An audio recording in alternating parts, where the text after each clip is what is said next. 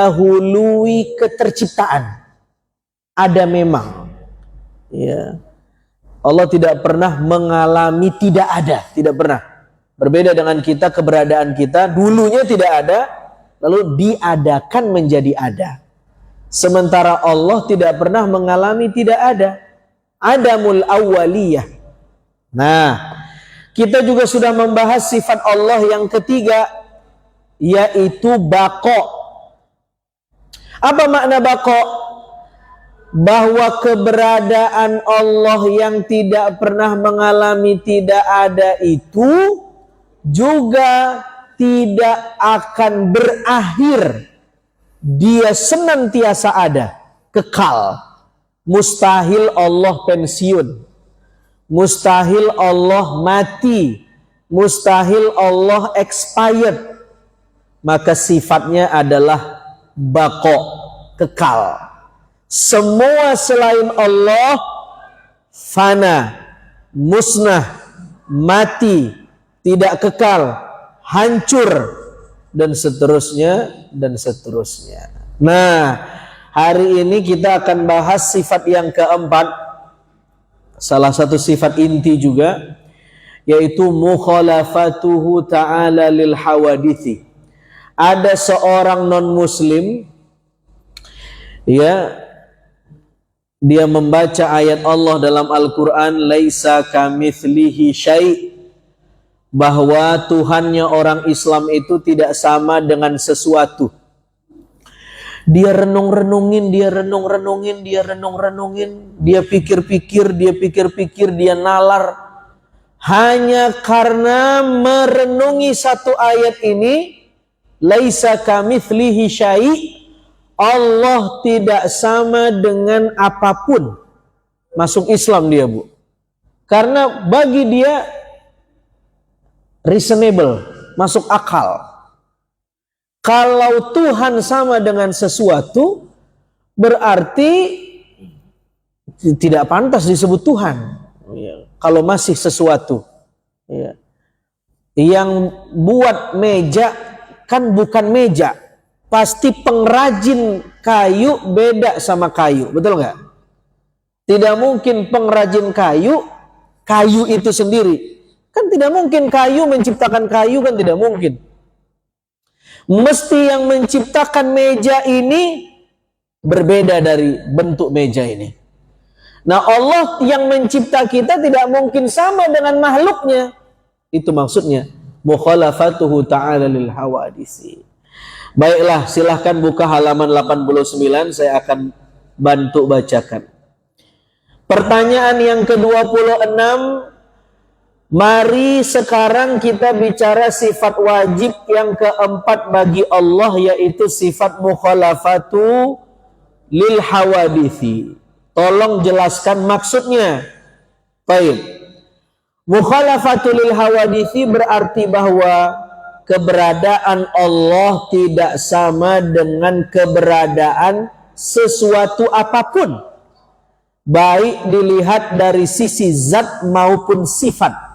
Artinya Allah punya zat dan sifat. Zat Allah tidak sama dengan apapun, dan Allah punya sifat. Sifat Allah tidak sama dengan apapun. Nanti saya akan jelaskan.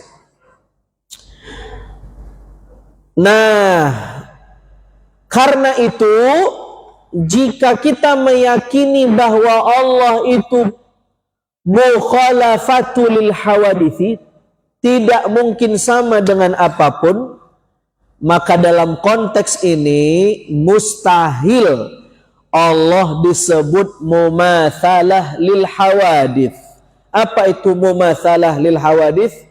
Allah serupa dengan sesuatu. Tidak mungkin. Allah serupa dengan sesuatu itu melanggar akal, melanggar nalar. Tidak mungkin Allah sama dengan sesuatu. Nah, di Al-Quran, Bu, ada ayat-ayat yang disebut dengan ayat mutasyabihat. Apa?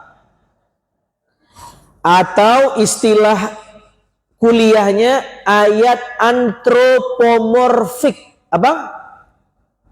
antropomorfik, ayat-ayat yang secara bahasa seolah-olah Allah itu serupa dengan manusia. Contoh, yadullah fauqa aidihim, katanya di Al-Quran tuh. Apa arti yadullah? Kalau secara terjemahan literal maknanya tangan Allah berada di atas tangan mereka. Loh, itu kan seolah-olah Tuhan punya tangan seperti manusia punya tangan. Halo, Assalamualaikum. Yang kedua, Ar-Rahman 'alal 'arsy istawa. Allah bersemayam. Apa bersemayam itu? Duduk, menetap, nempel. Allah bersemayam di atas arash. Ya, arash. Satu, ya, boleh jadi arash itu kira-kira kalau mutabadir fi dzihn, yang terlintas di benak kita, arash itu singgasana, seperti seorang raja yang duduk di singgasana. Nah, ayat ini kan seolah-olah apa? Secara literal menunjukkan Allah seperti makhluk. Ada lagi dalam hadis kudusi, di setiap malam, di sepertiga malam, Allah turun ke langit dunia. Ya, turun. Itu kan berarti orang turun kan pakai kaki.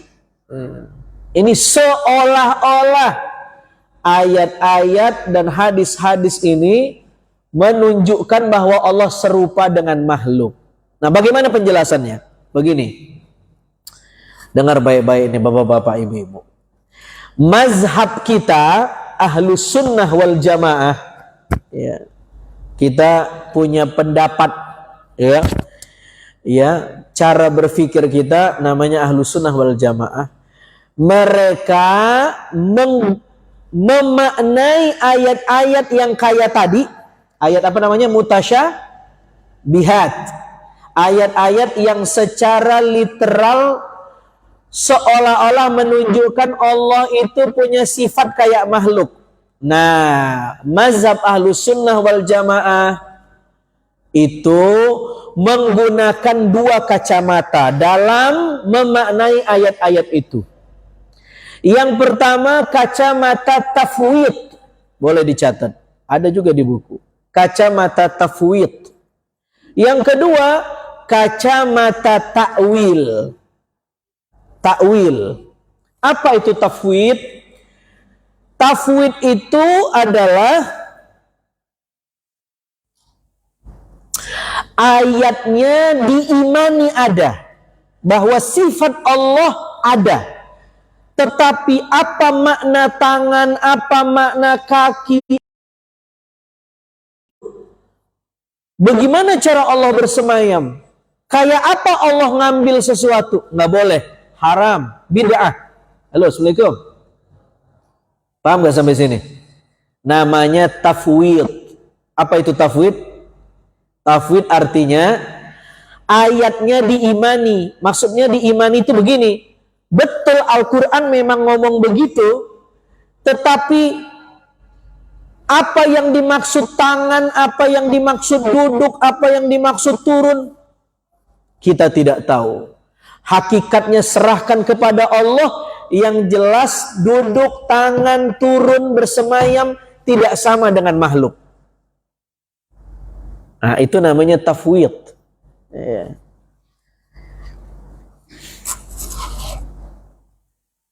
Yang kedua, mazhab kita menggunakan kacamata takwil. Apa itu takwil? Takwil adalah ayatnya diimani ada, sifat Allah diimani ada, tetapi ya, makna bahasa yang terkandung di ayat itu dialihkan kepada makna yang pantas dan layak bagi Allah. Contoh, yadullah fauqa aidihim, tangan Allah. Apa makna tangan Allah di sini? Nah, menurut kacamata takwil, tangan di sini maknanya bukan tangan ini. Mustahil Allah punya tangan kayak kita. Kan mukhalafatuhu ta'ala lil hawadithi. Dia tidak mungkin sama dengan makhluk. Maka mitigasinya bagaimana? Jalan keluarnya bagaimana? Supaya kita tidak memvisualkan Tuhan secara fisik. Coba, kalau kita bilang tangan Tuhan, yadullah, itu kalau orang awam, mesti di sininya kan tangan. Betul nggak? Halo, Assalamualaikum. Betul nggak, Bu? Mesti ketika disebut tangan, apa yang ada di pikiran Ibu? Kaki, apa? Kaki. Turun pakai kaki. Bersemayam, duduk. Nah, akal orang awam tidak mungkin tidak. Mesti memvisualkan kata-kata itu secara fisik. Maka bagi orang awam itu lebih aslam, lebih selamat mengikuti kacamata yang kedua ini, takwil, yaitu kata-kata yang secara bahasa bermakna fisik itu dialihkan maknanya, ya, yang makna itu layak bagi Allah, tidak menciderai kesucian Allah. Itu makna ta'wil. Tanzihullah amma la yaliqu bihi, mensucikan Allah dari segala atribut yang tidak pantas disandang oleh Allah. Contohnya, yadullah, tangan Tuhan dialihkan maknanya. Ya, tangan Tuhan maknanya adalah kekuasaan Allah. Tangan adalah simbol dari kekuasaan. Halo, Assalamualaikum. Ya. Bapak itu kan punya jabatan. Cukup dia tanda tangan, kelar urusan. Nah, itu menunjukkan tangan itu simbol dari power, kekuasaan. Maka para ulama yang menggunakan takwil memaknai tangan itu bukan tangan fisik, tidak boleh, tetapi kekuasaan Allah. Halo, Assalamualaikum. Paham sampai sini? Iya. Contoh lain, Allah turun di sepertiga malam, bukan seperti orang turun dari Gunung Bromo. Iya. Tetapi dimaknai secara takwil oleh para ulama, maksudnya adalah rahmat Allah yang turun. Kalau bapak ibu sholat tahajud, qiyamul lail, lalu kemudian bermunajat kepada Allah di sepertiga malam, maka sepertiga malam itu waktu prime time, waktu paling bagus untuk beribadah. Rahmat Allah turun, hidayah Allah datang, anwar Allah turun. Bukan Allah turun seperti orang turun dari Gunung Bromo, tetapi rahmatnya, hidayahnya, kasih sayangnya, perhatian Allah, dan lain-lain. Halo, Assalamualaikum. Nah, ketika dibilang rahmat Allah yang turun, hidayah Allah yang turun, hati ibu bapak lega nggak memvisualkannya? Kan lega. Tidak jadi memvisualkan fisik kan? Nah, jadi saya ulang, Ahlus Sunnah wal Jamaah memaknai ayat-ayat mutasyabihat, ayat-ayat antropomorfik, ayat-ayat yang secara bahasa seolah-olah Allah seperti makhluk, itu dengan dua kacamata. Yang pertama kacamata tafwid. Apa itu tafwid? Dia mengimani ayatnya, tetapi jangan tanya apa makna duduk, apa makna tangan, apa makna bersemayam. Yang jelas tidak sama dengan kita dan serahkan ke Allah maknanya. Itu tafwid. Nah, yang kedua takwil. Takwil adalah ayatnya diimani bahwa betul ada ayat itu. Sifat Allah juga diimani ada.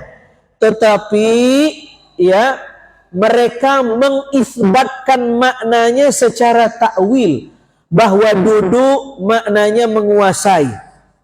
Bukan duduk begini, bahwa turun maknanya adalah rahmatnya yang turun, bahwa tangan maknanya adalah kekuasaan, dan seterusnya dan seterusnya. Ya. Ada lagi ayat, wa yabqa wajhu rabbika dzul jalali wal ikram. Yang kekal adalah wajah Tuhanmu. Wah, itu kan seolah-olah muka, padahal maksudnya adalah wujud zat Allah. Ya, artinya keberadaan Allah. Bukan muka ini, bukan. Iya. Sama seperti orang minjam utang. Begitu minjam utang, ngemis-ngemis. Udah dikasih utang, nggak kelihatan wajahnya. Yang ngasih utang kesel, dia bilang, itu orang batang hidungnya kemana, nggak kelihatan saya. Tuh. Ya, padahal yang dia maksud, keberadaan dia mana, kok ngilang, gitu maksudnya, Bu. Ya, bukan hidungnya doang yang dicari. Halo, Assalamualaikum. Nah, tidak boleh kita membayangkan Allah punya tangan, punya hidung, punya kepala, punya kaki. Na'udzubillah min dzalik, tauhidnya rusak. Wajib bersyahadat lagi. Nah, orang yang memvisualkan Tuhan berfisik seperti manusia namanya tajsim. Apa? Tajsim. Apa itu tajsim? Memvisualkan Tuhan seperti manusia. Tangannya. Begitu dia sholat, yang dia bayangkan ada Allah yang gede, Allahu Akbar, Allah Maha Besar. Jadi dia bayangkan ada sosok yang gede banget di depannya. Salah sholatnya. Keliru sholatnya. Halo, Assalamualaikum. Bukan itu.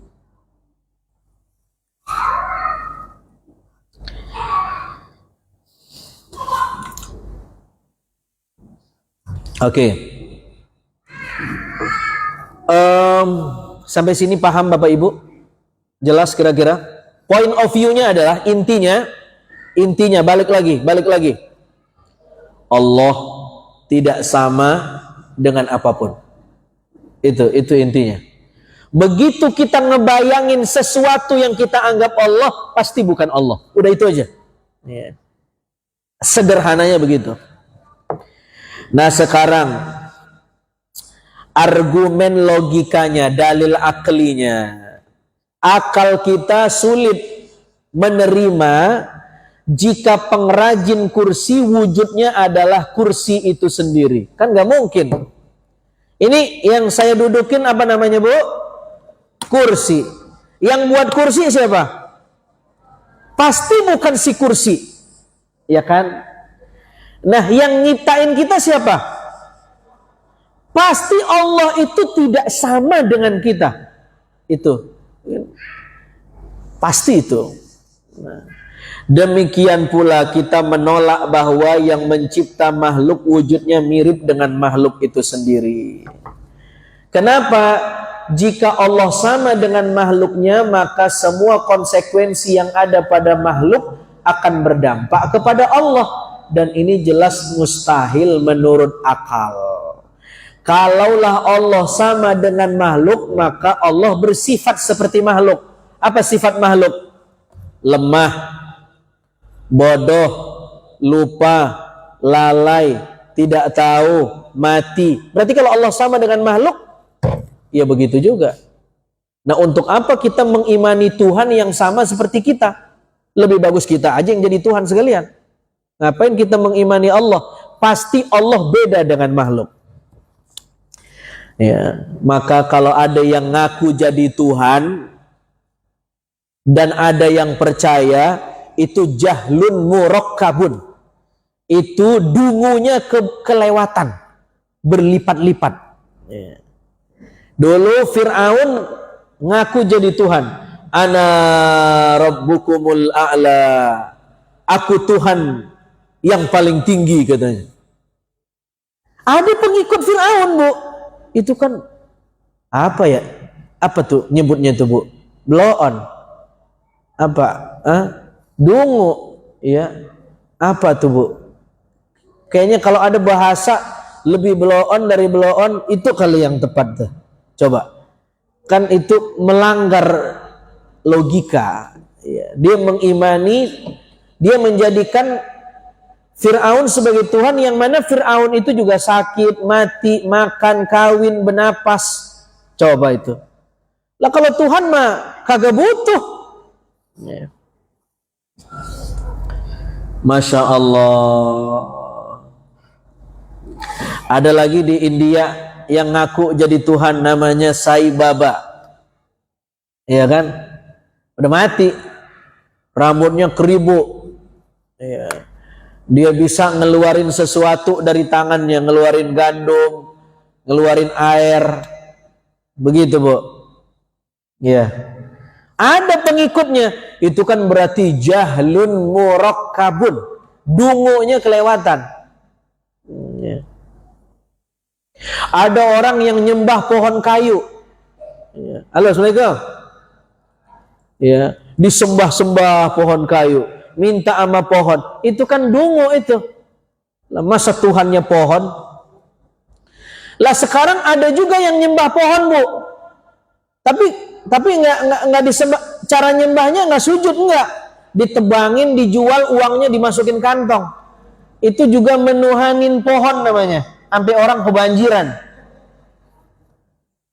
Halo, Assalamualaikum. Maka dengan demikian bapak-bapak, ibu-ibu jamaah Masjid Nurul Huda, Allah bersifat mukhalafatu lil hawadithi, tidak mungkin sama dengan apapun. Nah, ketika Allah tidak mungkin sama dengan apapun, maka ada beberapa konsekuensi, ada beberapa catatan-catatan. Apa itu? 1, halaman 90. Pertama, karena Allah tidak sama dengan apapun, maka itu maksudnya. 1, tidak boleh mereka-reka, mengeja-ngeja, meraba-raba, membayang-bayangkan, mentasawurkan zatiyah Allah. Tidak boleh. Karena apapun hasil rekaan kita, pasti itu bukan Allah. Apa kata Imam Ahmad ibn Hanbal? Mahma tasawwarta bibalika fallahu bikhilafi dzalika. Apapun yang terlintas di benakmu terkait zat Allah, maka dipastikan itu bukan Allah. Allah tidak sama dengan itu. Halo, Assalamualaikum. Bu, Pak, bapak kalah nih. Bu, Pak, wah, iya. Cukup di rumah kalah, Pak, jangan di masjid. Ya. Bu, apapun yang terlintas di benak kita tentang Allah, dipastikan itu halu. Halu atau halu? Menghayal. Pasti itu bukan Allah. Karena Allah tidak sama dengan apapun. Nah, sementara akal kita ini kan sesuatu. Maka yang bisa divisualkan oleh akal yang sesuatu ini juga sesuatu. Maka selagi sesuatu membayangkan sesuatu, pasti hasilnya sesuatu. Sementara Allah bukan sesuatu. Maka ketika kita membayangkan sesuatu yang kita serupakan dengan Allah, pasti bukan Allah. Karena Allah bukan sesuatu. Wah, panas-panas dah tuh. Nyungsep nggak nih, Bu? Halo, Assalamualaikum. Nah, misal bapak-bapak sholat, Allahu Akbar, perasaan khusyuk bener ini, tiba-tiba ada cahaya yang ngelintas, Ini kayaknya Allah ini. Wah. Itu halu. Boleh jadi dia tidak tidur begadang. Matanya berkunang-kunang, bagaimana kagak ngelihat cahaya. Perut lapar, belum ngopi. Pasti kelihatan cahaya dia. Ya.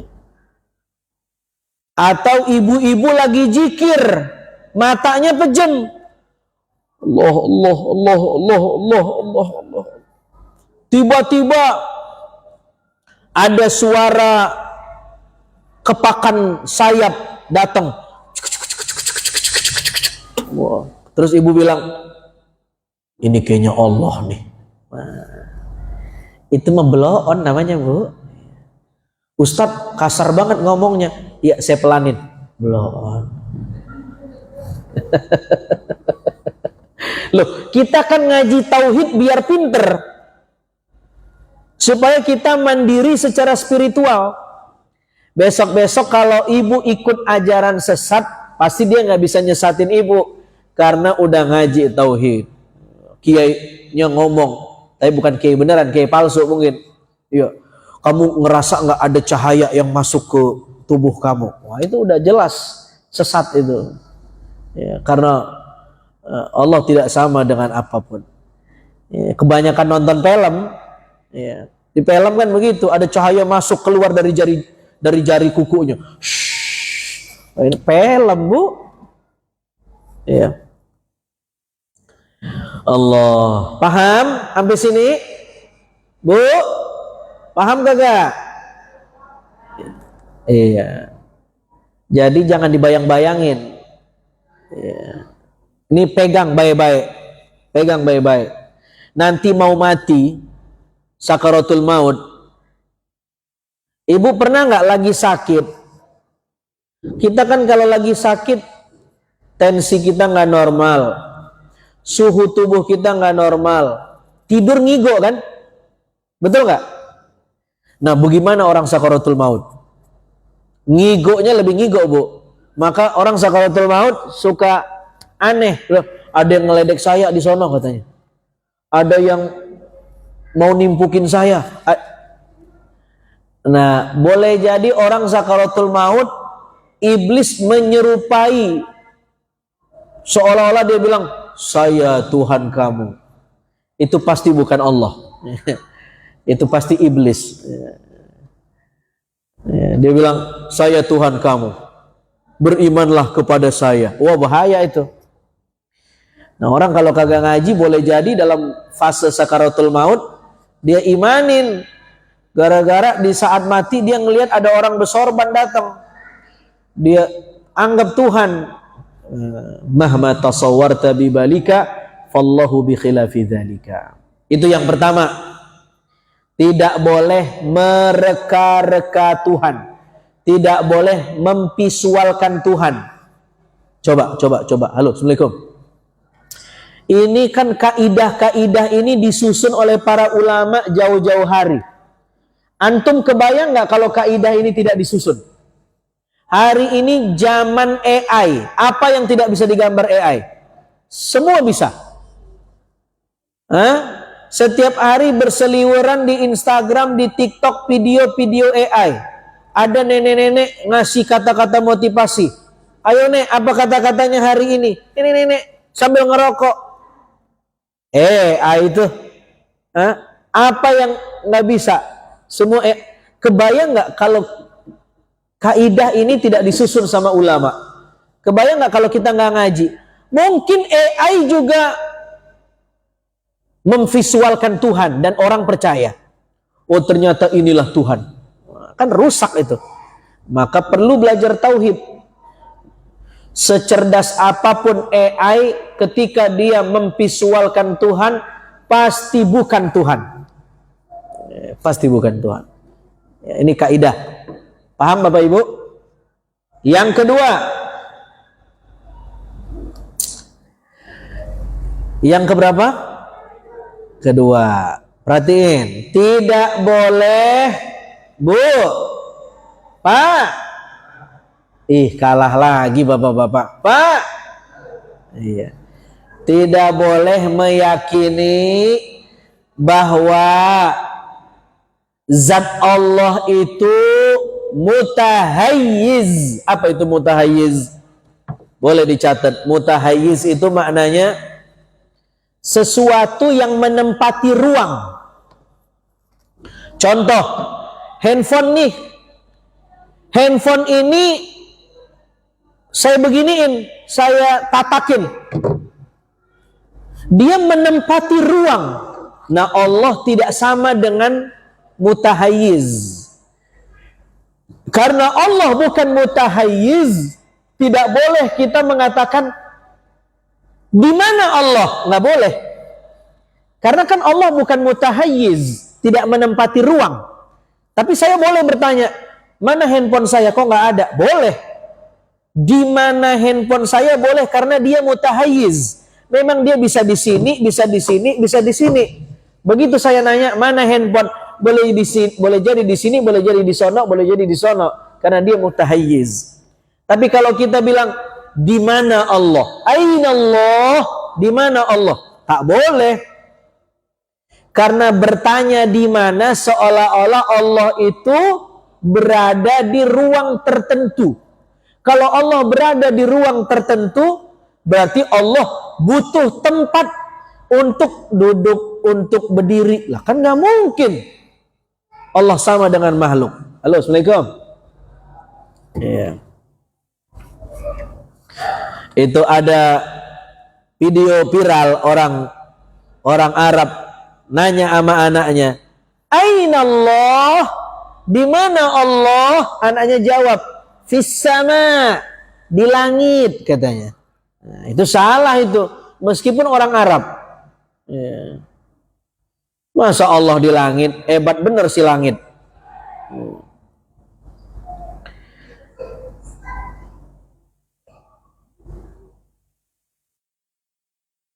Jadi tidak boleh bertanya di mana Allah? Aina Allah? Di mana Allah? Tak boleh. Atau kita sering ma fi qalbi ghairullah. Apa artinya?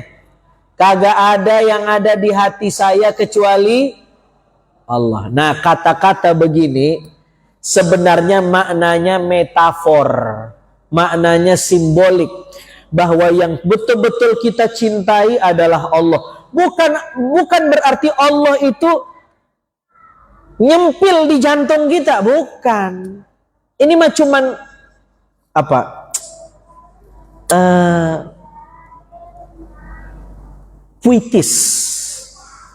Seperti orang yang jatuh cinta kepada kekasihnya, dia mengatakan, belahlah dadaku, kau akan lihat hanya engkau di hatiku. Wah, begitu dibelek, darah keluar, Bu. Mati dia. Itu kan sebenarnya cuman gombalan, ungkapan.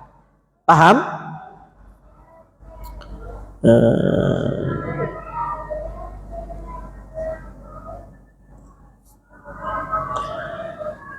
Jadi kalau anak kita nanya, "Mah, Allah itu di mana ya?" Apa jawabannya? Kita akan bisa katakan, ya, Allah itu kita cintai di hati kita. Selesai urusan. Oh, dia nggak punya rumah, mah? Enggak, Allah nggak butuh rumah. Allah bisa kita cintai di hati kita, nak.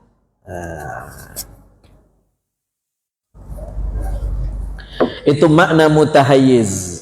Ya. Nah, ada orang makanya bu, katanya Allah di dalam Ka'bah. Salah. Ya. Katanya Allah di Ka'bah, orang rebut-rebutan megang Ka'bah. Sampai ngikut orang, narik orang, nempeleng kepala orang. Yang penting nyampe megang Ka'bah. Kalau Allah ada di Ka'bah, berarti yang bisa ketemu Allah cuman orang kaya. Karena untuk ke sana mesti bayar minimal 30 juta bisa umroh. Allah tidak di Ka'bah. Ka'bah itu cuman simbol keberadaan Allah. Sebenarnya bukan cuman Ka'bah, semuanya juga simbol bahwa Allah ada. Masjid ini simbol bahwa Allah ada. Maka orang nyembah Allah di sini. Ya. Ya. Semua ini kan simbol keberadaan Allah. Likulli syai'in lahu ayah. Wa kullu ayatin tadullu annahu ala kulli syai'in qadir. Segala sesuatu itu adalah tanda, dan setiap tanda menunjukkan bahwa Allah berkuasa atas segala sesuatu. Cuman orang kalau ngelihat Masjid Nurul Huda, hatinya kurang kesentuh. Orang kalau ngelihat yatim piatu, hatinya kurang connect. Orang kalau ngelihat panti jompo kurang ngecas. Tapi begitu ngelihat Ka'bah, ngeleleh. Padahal mah sama aja. Sama-sama menunjukkan adanya Allah. Ya. Yang kedua, ya, Allah tidak boleh kita yakini sebagai jauhar. Apa itu jauhar? Jauhar itu sesuatu yang tersusun dari banyak sesuatu. Contoh, handphone ini. Handphone ini tidak independen. Ada casing luarnya. Begitu kita belek, ada anti goresnya. Kita keluarin lagi, ada baterainya.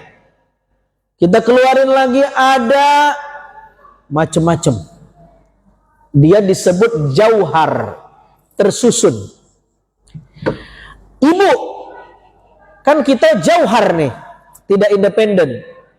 Ada kulit, ada sel, ada tulang, ada daging, ada otot. Betul nggak? Halo, Assalamualaikum. Maka kita jauhar. Nah, Allah itu tidak tersusun dari sesuatu. Ya, karena kalau Allah tersusun dari sesuatu, berarti Allah membutuhkan sesuatu. Nah, kalau Allah membutuhkan sesuatu, berarti dia sama seperti makhluk. Saya tanya sama ibu-ibu. Ibu-ibu kalau hidup tanpa tulang bisa nggak? Hah? Kagak bisa duduk, Bu. Ya. Ibu-ibu kalau hidup tanpa darah bisa? Kekurangan darah aja repot, apalagi kagak ada darah. Kebanyakan juga jangan, naik darah namanya. Nah, Allah tidak butuh darah, tidak butuh tulang, tidak butuh daging, tidak butuh. Allah bukan jauhar. Dia tidak tersusun dari sesuatu. Apalagi Allah bukan jisim. Apa itu jisim? Jisim itu ada panjangnya, ada luasnya. Itu jisim namanya. Handphone ini jisim karena bisa diukur diameternya, namanya jisim. Nah, Allah itu bukan jisim. Paham? Halo, Assalamualaikum.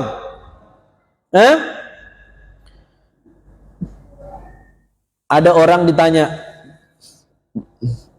ente kenapa kagak haji? Duit banyak, tiap tahun, tiap bulan pergi ke luar negeri. Jawabannya, saya takut ntar kalau sampai sono dibuka sama Allah, katanya.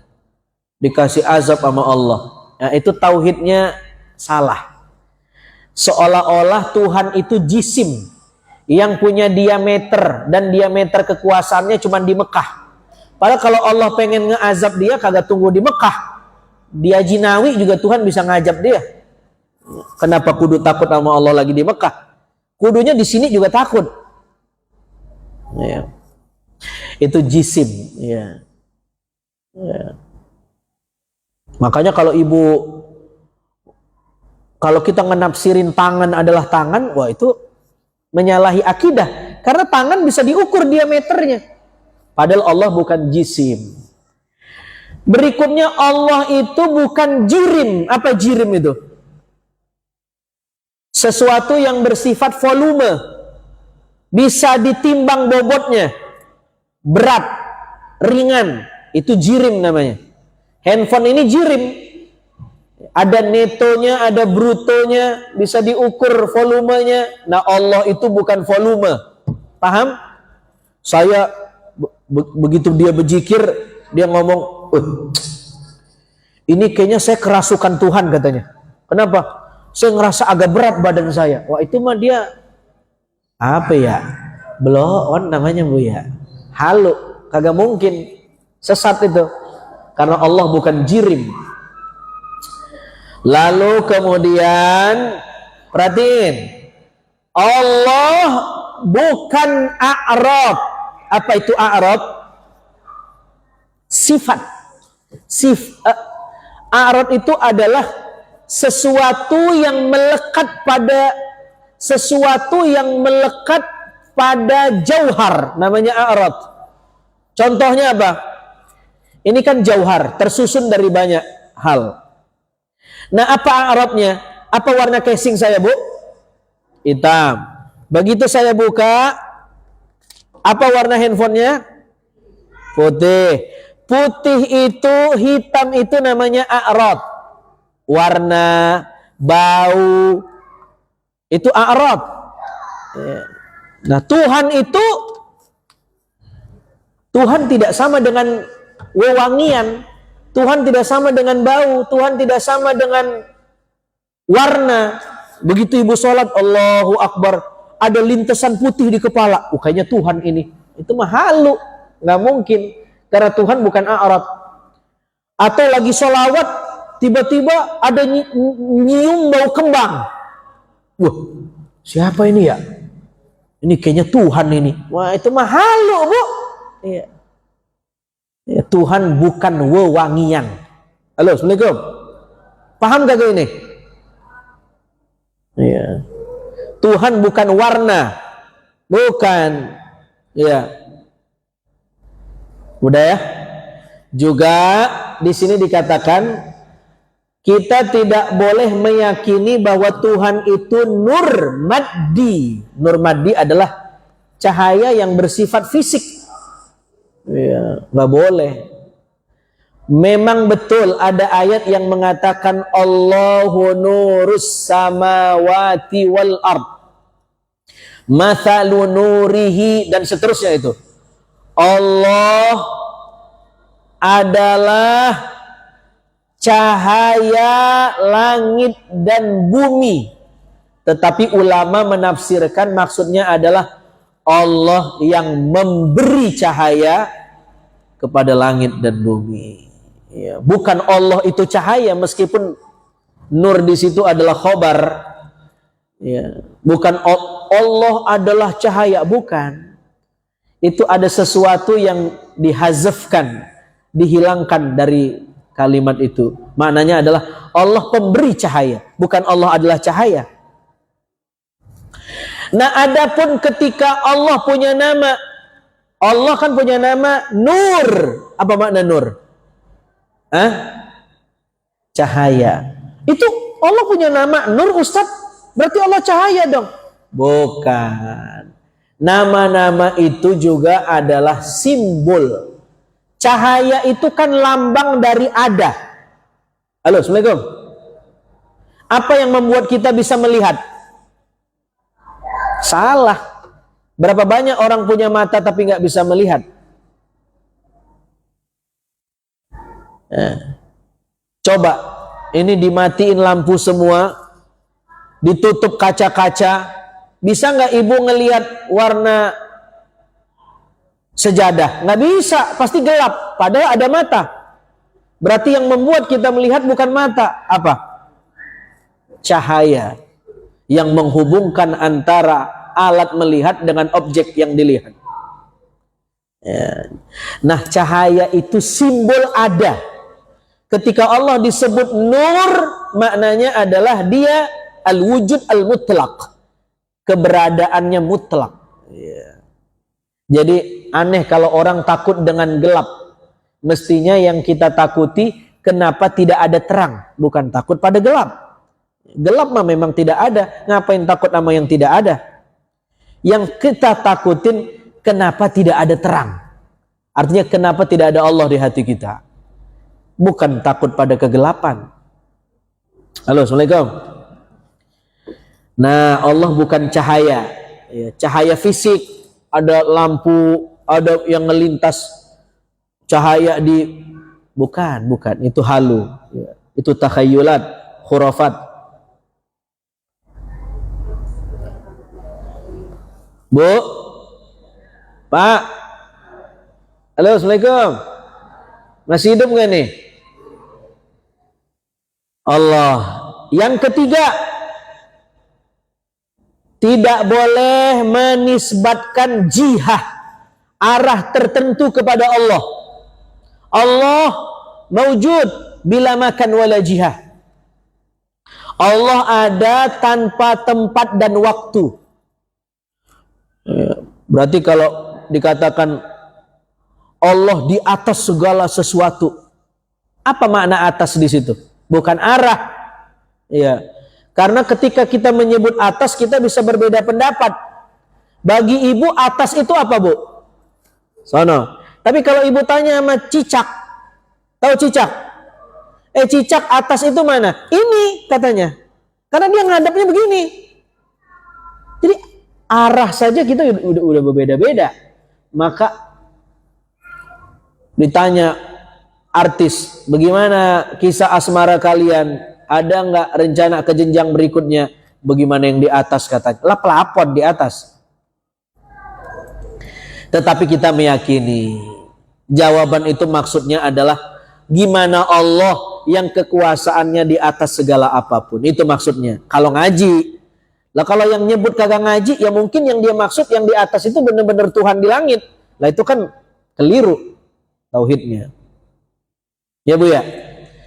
Terus Ustadz, kalau begitu kenapa kita berdoa begini, tangan yang ngadep ke atas? Berarti Allah ada di atas? Tidak. Tangan kita ya mengangkat itu bukan menunjukkan Allah di langit, tetapi kiblat doa di atas. Kiblat doa, bukan Allah di atas langit. Kiblat doa. Ya. Sebagaimana kiblat wajah dan dada ke depan, maka kiblat tangan berdoa ke atas. Jadi kiblat saja, arah saja, bukan Allahnya di situ. Yang keempat, wajib mentakwil teks-teks agama yang berpotensi membuat kita berasumsi bahwa Allah sama seperti makhluknya. Artinya, ya kalau ada teks-teks agama yang menunjukkan atau berpotensi memvisualkan Allah seperti makhluk, disitulah fungsi takwil ya, yang disusun oleh para ulama. Yang kelima, meyakini kesamaan sifat ma'ani makhluk hanya dalam aspek nama, tidak dalam arti hakikat yang sebenarnya. Maksudnya begini, Bu, kita ngaji Allah maha mendengar, betul? Allah maha melihat, betul? Sekarang saya tanya, Ibu bisa ngelihat nggak? Bisa. Lah kalau kagak bisa, bagaimana? Ibu ngedengar saya nggak? Dengar. Meskipun ibu mendengar, Allah mendengar, tetapi itu cuman sama dalam nama doang.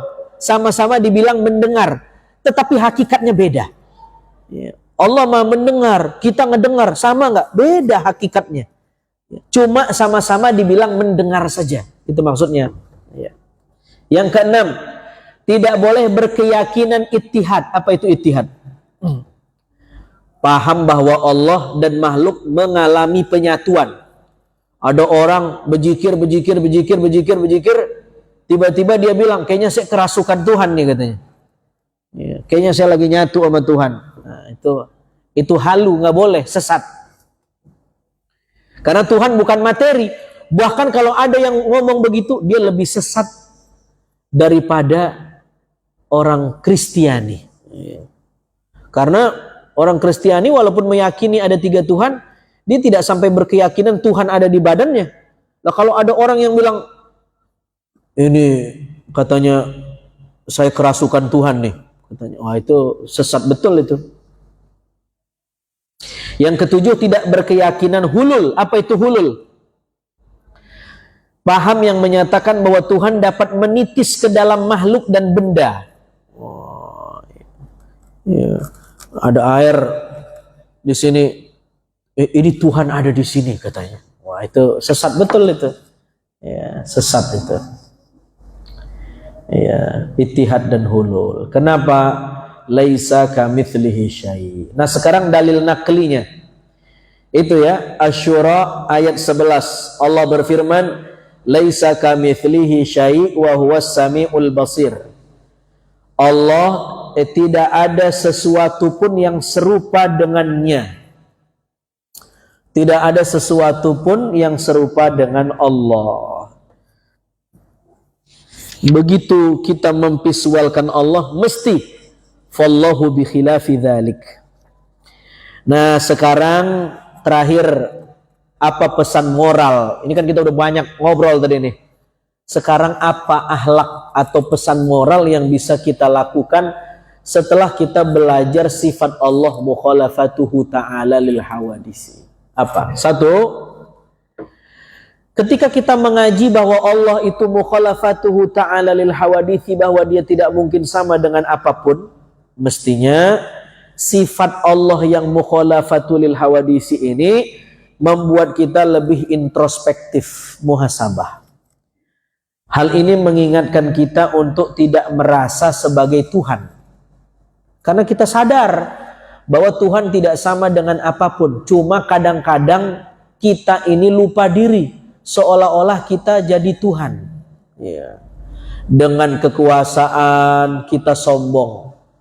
Ya, dengan popularitas kita angkuh. Dengan kesehatan kita membangkang. Itu kan kita udah kayak Tuhan. Mestinya kita taat kepada Allah. Ya. Fir'aun dikasih kekuasaan, dia ngaku jadi Tuhan. Qarun dikasih harta, dia membangkang dengan Tuhan. Mestinya setelah kita ngaji mukhalafatuhu lil hawadisi, bahwa Allah tidak sama dengan apapun, membuat kita lebih sadar bahwa kita ini bukan Tuhan tapi abdun. Apa abdun? Kalau hamba mah terlalu halus, budak. Kita ini budaknya Tuhan. Budak, tahu budak? Apa budak itu? Budak itu sifatnya apa? Tidak memiliki. Itu budak. Ya, maka dulu budak terserah tuannya, mau dikawinin, ya, tidak boleh mewarisi karena budak tidak punya sesuatu. Ya, boleh dijual, itu budak. Kita ini abdun, tetapi abdullah. Kita ini budaknya Allah. Bukan budaknya orang, tapi budak Allah. Ya. Itu budak, tidak memiliki dan tidak boleh mengakui ini punya saya. Nggak boleh, budak. Nggak punya apa-apa kok ngaku-ngaku. Bahkan budak kalau keluar rumah, dia wajib izin dengan tuannya. Itu budak. Coba itu. Makanya kita kalau keluar rumah apa doanya? Bismillah la quwata illa billah. Ya kan? Antas sahib fis safar wal khalifah fil ahl. Jadi kita nggak punya apa-apa, semuanya yang punya Allah. Nah, makanya dengan mengaji mukhalafatul lil hawadisi membuat kita mestinya sadar bahwa kita berada di bawah aturan yang telah ditetapkan oleh Allah Subhanahu wa taala. Tidak merasa sebagai Tuhan. Ya, tidak merasa sebagai Tuhan. Ya, orang yang merusak alam, menebang pohon, ya, merusak ekosistem, itu dia lupa diri, seolah-olah dia Tuhan. Kalau Tuhan udah bangun, Tuhan udah ciptain hutan, ini fungsinya begini, ditebangin, ditanemin sawit. Lah kan Tuhan bener dia itu. Sampai orang kebanjiran. Nah, itu Tuhan-Tuhan kecil yang merasa menjadi Tuhan. Yang kedua, mempelajari sifat ini dapat memproteksi kita dari penyakit mental seperti delusi keagungan. Ya, merasa menjadi Tuhan, karena penyakit-penyakit ini pernah mendera Fir'aun. Fir'aun itu pernah terserang penyakit mental, delusi keagungan. Dia merasa, hebat banget gue ya, pengikut gue banyak, karyawan gue banyak, apa yang gue perintahin orang enggih. Coba bu, ini kan kita kan karena kita hidup begini, ya. Ibu kebayang nggak kalau jadi raja? Mau keluar rumah dijagain, udah.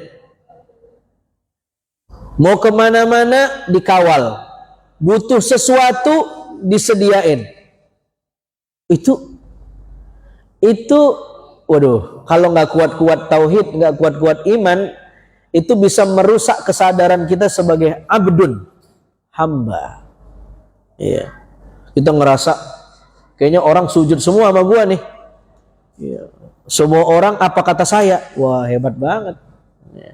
Itulah perlunya sakit, itulah perlunya musibah, itulah perlunya bencana, supaya kita sadar bahwa kita la haula wala quwata illa billahil aliyil azim. Saya kira itu hari ini mudah-mudahan bermanfaat. Ada pertanyaan, silahkan bapak-bapak, ibu-ibu. Ada pertanyaan, bu, ada pertanyaan? Mangga. Mana pertanyaannya? Mana bapak-bapak ada? Kalau nggak ada, kita tutup ini. Mana, silakan. Allah.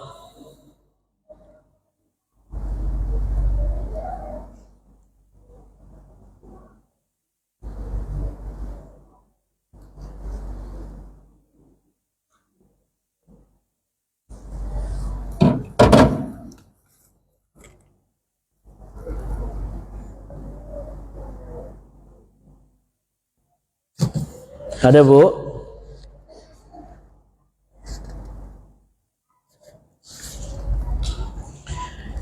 Saya sempurnain, Bu, ya, satu bab lagi ya, biar dapat ya. Ada pertanyaan, Ibu? Mangga, Ibu? Iya, gimana? Enggak sesuai tema? Iya, sesuai apa nih? Apa, Bu? Pertanyaannya? Kenapa? Iya.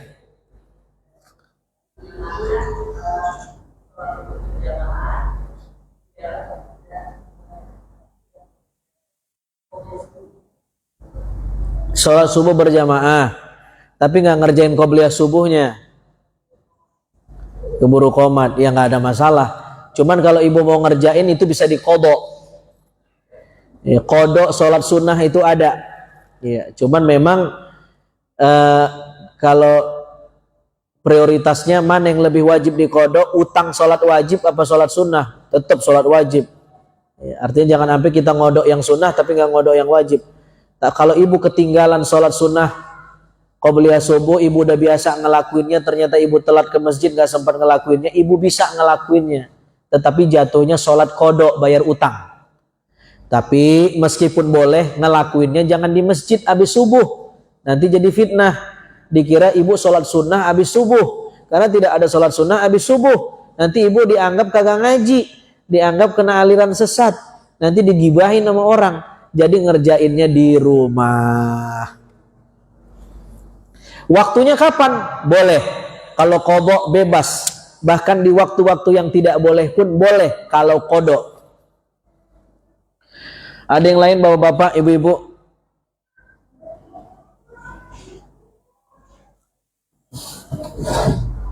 Iya, silahkan.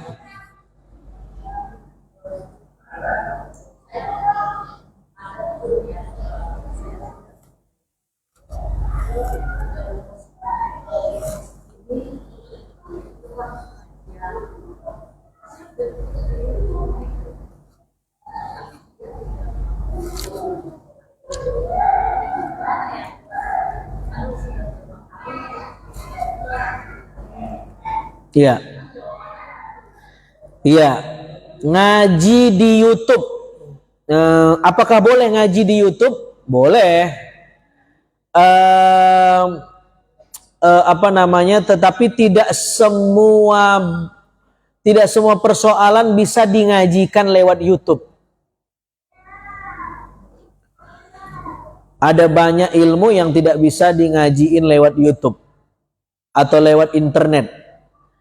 Ya, kalau ibu sekedar nanya, apa sebutkan, beri saya tahu ayat yang bicara tentang kekuasaan Allah. Itu mah kagak usah datang ke sini, tanya aja sama Google, dijawab sama dia. Tetapi bagaimana cara nyebut huruf ra dengan sifat huruf ra? Takrir.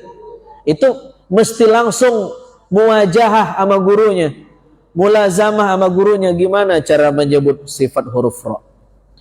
Boleh belajar tahsin sama YouTube. Iya boleh, di YouTube kan yang ngajarin guru juga, tetapi YouTube itu sifatnya hanya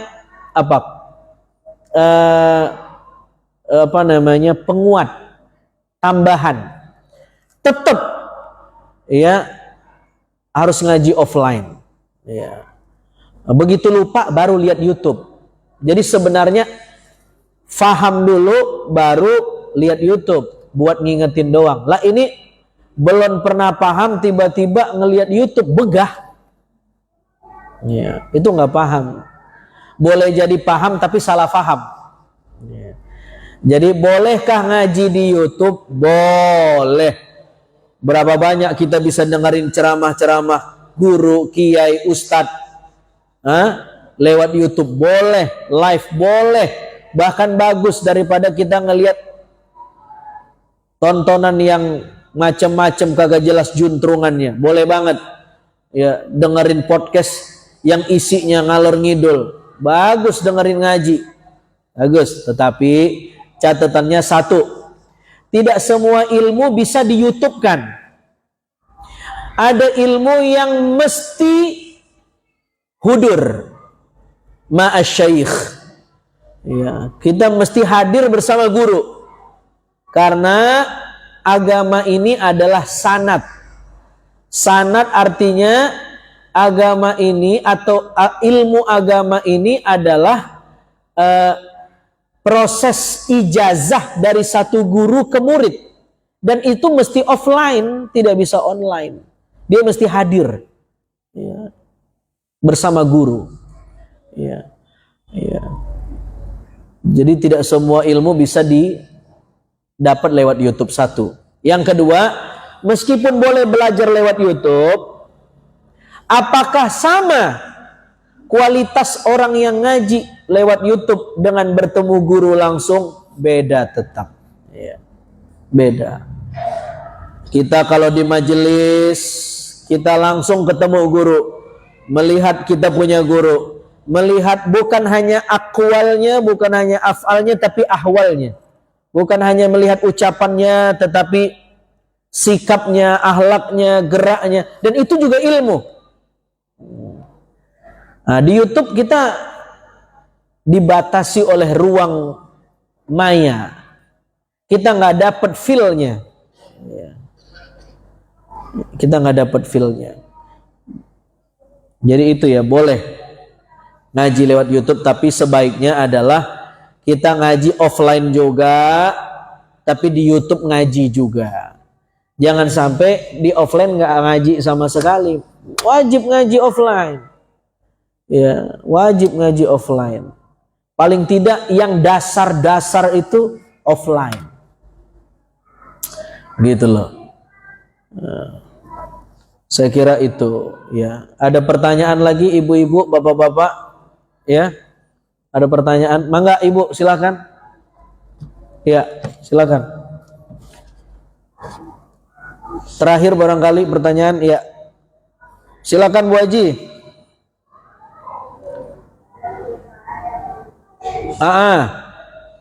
Non muslim terus?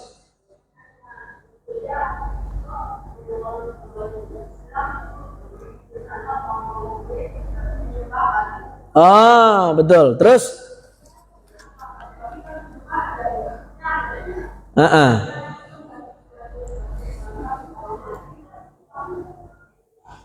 Oke, bagus pertanyaannya. Ada orang non-muslim bertanya, kenapa kita buang-buang duit ke Mekah sampai sana nyembah batu? Bagaimana cara menjawabnya? Nah, ini bagus pertanyaannya supaya kita juga paham bahwa ke sana kita bukan menyembah Ka'bah.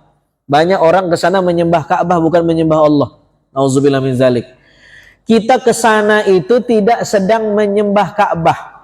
Ka'bah itu hanya batu, tidak ada istimewanya. Ya. Bahkan Ka'bah itu berkali-kali udah pernah hancur ditimpa banjir bandang. Nabi Ibrahim ngebangun, bahkan pendapat yang lebih awal mengatakan dibangun oleh Nabi Adam, hancur kena banjir bandang Nabi Nuh. Didiriin lagi pondasinya sama Nabi Ibrahim, hancur kena banjir bandang. Direnovasi pada masa Nabi Muhammad umur 35 tahun. Udah direnovasi, hancur lagi pada masa Yazid bin Muawiyah, perang sama Abdullah bin Zubair. Kan begitu perang, ya itu pakai ketapel yang isinya api, kena dinding Ka'bah, hancur, direnovasi lagi sama Abdullah bin Zubair. Ya, sampai kemudian direnovasi lagi sama raja yang belakangan-belakangan ini. Artinya batu-batu yang ada di Ka'bah itu, ya, nggak ada istimewanya. Itu hasil renovasi manusia. Nah, dia tidak istimewa dari sisi materi, karena bukan itu yang kita sembah. Maka ada orang yang umroh tawaf, ya, digesek-gesek sama dia bajunya. Wow, berkah katanya. Ya karena kagak ngaji. Ya. Bahkan dia gunting kiswahnya dari Indonesia, dia bawa gunting sampai sana, dia gunting sampai sini, dia jual. Ada lagi yang beli ratusan juta. Kok mau orang? La ilallah. Berarti dia apa? Iktimat dengan kain, iktimat dengan bahan, iktimat dengan batu, bersandar pada batu, bersandar pada kain, bersandar pada materi. Berarti Tuhannya kain, Tuhannya batu. Bukan. Ka'bah itu simbol keberadaan Allah, bukan Allah itu sendiri, beda. Ya. Ka'bah itu cuma simbol keberadaan Allah, bukan Allah itu sendiri. Ya. Allah tidak sama dengan Ka'bah, dan Ka'bah bukan Allah. Dia cuma simbol. Nah, dia cuma simbol saja. Ya. Maka ketika orang tawaf, dia memutar-mutar Ka'bah. Dari manapun dia datang, dari barat, dari timur, ketika nyampe di pelataran Ka'bah, semua memutari Ka'bah. Dan kemanapun kita menghadap, karena Ka'bah bentuknya kubus, mesti mata kita ngelihat Ka'bah. Begitu orang sholat di depan Ka'bah, dimanapun posisinya, pasti ngadep Ka'bah. Nggak perlu ngadep barat, pasti ngadep Ka'bah. Ini simbol. Simbol fa'ainama tuwallu fathamma wajhullah. Dimanapun kita lihat, dimanapun kita pandang, di situ ada kekuasaan Allah. Seperti Allah, walillahil masyriq wal maghrib. Allah, ya, mau di barat, mau di timur, semuanya milik Allah. Nah, simbol dari kekuasaan Allah yang menyeluruh itu disimbolkan dengan Ka'bah. Dimanapun kita pandang ada Ka'bah. Mau orang dari sini ngelihatnya Ka'bah, dari sini Ka'bah. Bentuknya bulat tawafnya. Ka'bahnya kubus. Mulai dari sudut Yamani, Iraqi, Syami, Hajar Aswad, semua orang ngadep. Itu simbol aja, Bu, bahwa Allah itu kekuasaannya di mana-mana. Kekuasaannya di mana-mana. Tidak sama dengan kita. Mungkin kita berkuasa di sini karena kita sesepuh. Coba ke kampung orang lain, nggak diorangin. Mungkin di sini dia bupati, lurah, presiden. Coba di negara orang, pelangap-pelongo. Karena kekuasaan kita terbatas. Tapi Allah, fa'ainama tuwallu fathamma wajhullah. Ya. Dimanapun kita menghadap, melihat, di situ ada kekuasaan Allah. Baik di barat maupun di timur. Jadi kita sedang tidak menyembah batu. Bahkan ketika orang mencium Hajarul Aswad pun bukan berarti dia sujud kepada batu, kita lebih mulia daripada batu. Itu hanyalah simbol saja. Ya, itu hanyalah simbol saja. Ya. Ya, memang haji itu ibadah syu'uriyah, ibadah simbolik. Maka orang kalau tidak faham makna-makna di balik simbol itu, hajinya cuman haji jet lag, capek, dan dia tidak dapatkan apa-apa. Maka kita mesti faham apa makna di balik simbol-simbol itu. Ya. Orang sa'i di lampu hijau jalannya cepat, Rabbighfir warham wa'fu wataqarram, lari cepat. Ngapain lari-lari? Apa maknanya? Itu maksudnya kalau kita pengen berbuat baik menuju Allah, itu mesti mubadarah, al-firar ilallah, segera menuju Allah, lari menuju Allah, jangan entar-entar, kudu semangat. Itu kan simbol sebenarnya, bukan tanpa makna, ada maknanya. Jadi begitu Bu ya. Jadi simbol-simbol itu, kalau tanpa simbol, Allah itu kan ghaibul guyub, zatnya gaib mutlak, tidak bisa diindra, tidak bisa direka, tidak bisa diraba. Nah, tetapi agar hati kita terkoneksi, hati kita hudur, hati kita hadir, hati kita khusyuk, maka diciptakan simbol-simbol supaya merangsang khusyuk. Tetapi simbol itu tidak sama dengan Allah. Simbol itu bukan Allah, dia cuma merangsang saja. Dikasih lampu merah, lampu hijau, lampu kuning, itu kan simbol. Nggak mungkin tiap lampu merah ada polisi, capek juga dia. Ditaruhlah simbol bahwa merah tandanya berhenti, kuning hati-hati, hijau jalan lagi. Lah masalahnya udah dikasih simbol, merah masih aja jalan. Padahal orang kenal makna simbolnya, masih aja ngelanggar simbol. Bagaimana kalau orang nggak paham simbol? Lebih kacau lagi. Mudah-mudahan bermanfaat. Aqulu qouli hadza wa astaghfirullah li wa lakum wa lisairil muslimina wal muslimat wal mu'minina wal mu'minat wa ya fawzal mustaghfirin wa ya najatat taibin. Rabbana ighfir lana wa li walidina warhamna warhamhum kama rabbawna shighara wa li jami'il muslimina wal muslimat wal mu'minina wal mu'minatil ahya'i minhum wal amwat. Ya ilahana anta maqsuduna wa ridhaka matlubuna. Allahumma zidna tahayyuran fika waj'al mimma 'allamtana anka hujjatan lana wa la hujjatan 'alaina. Allahumma ja'alna fil kasbi nura wa fil iradati nura wa fil ilmi nura wa fis sam'i nura wa fil basari nura wa ja'alna nura wa sallillahumma ala nuri nurika Muhammadinil Mustafa walhamdulillahi ya maulana. Itu saja bapak-bapak, ibu-ibu yang dimuliakan Allah. Silahkan Ramatama, saya mohon izin tidak bisa bersama-sama karena anak saya kurang sehat. Kemarin dari umroh mungkin jet lag, jadi saya mesti buru-buru balik juga. Assalamualaikum warahmatullahi wabarakatuh.